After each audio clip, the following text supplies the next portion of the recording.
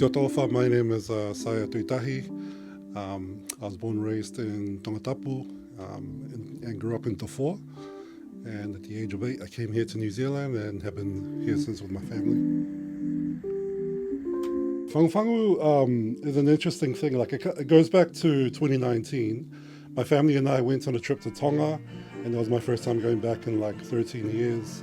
And that was quite overwhelming experience where I just wanted to connect to anything Tongan when I came back. So I started like learning Tongan songs, just strengthening my Tongan language. And then when we went into lockdown in 2020, I saw my cousin on Zoom making fangufangu with the bamboo. And I grew up with a fangufangu in my household, but I never really was attracted to it.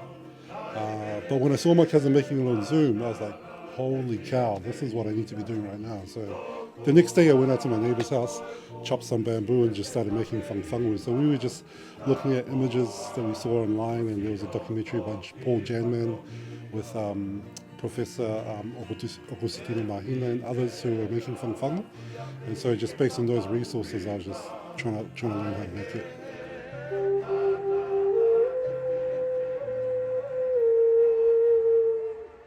It's something that I always knew about because we had it in the house from a young age. And then my dad actually wrote a book about fangufangu where it was kind of like his fictional story of the origins of fangufangu, like Maui and the fangufangu, that's what it was called.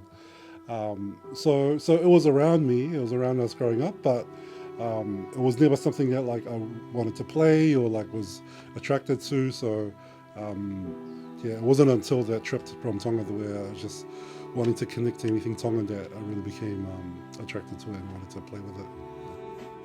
Yeah, so that EP was created for a exhibition that an art collective that I participated in had put on last year in 2022. It was called Inasi First Fruits, and so the collective, the Kava Book Club, were the artists in there were trying to figure out what we would contribute to it.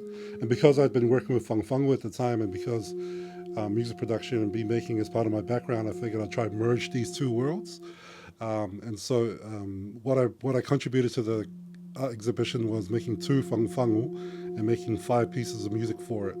In this, the theme of the exhibition is what kind of inspired the sonics of the album. So the theme is Inasi, which is a ceremony that used to take place in Tonga where people would come and pay tribute to the Tu'itonga at the time.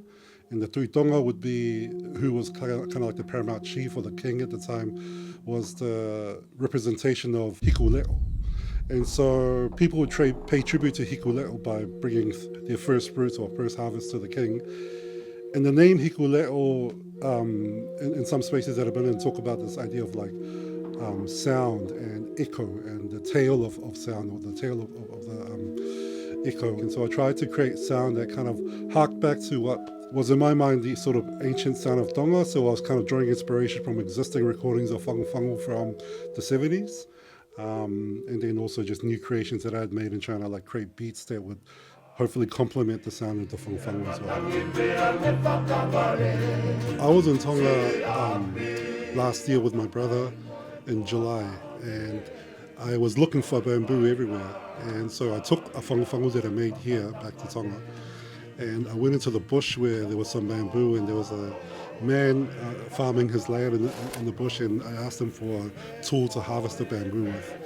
And as we were walking towards the bamboo, I showed him my one and I started playing it, and I was like, do you know what this is?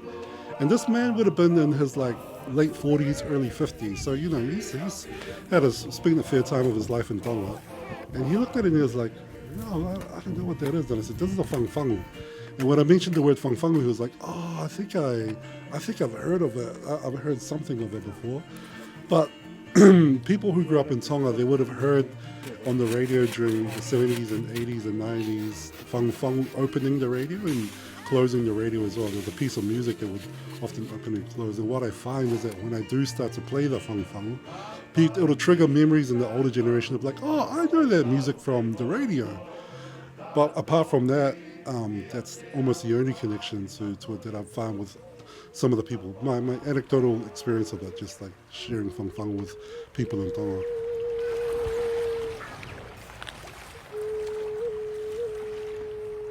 I was in Tonga recently, a couple of weeks ago, and I was playing it at a bus stop, and these kids started gathering around me, and one of the kids was really interested, so I gave it to him. As soon as he picked it up, he made some sound, and then gave it to the next kid, and he struggled. The other kid struggled, but this one kid somehow just managed to play it straight away. And I find that's usually the case with many people who might pick it up for the first time, and some might immediately get some sound out, and some might take forever. My interest is to take this back to Tonga and just see what opportunities there are to work with young people there, so that we can, learn how to sit, harvest, create, make, and just play Fangufangu together, and then see where it goes from there.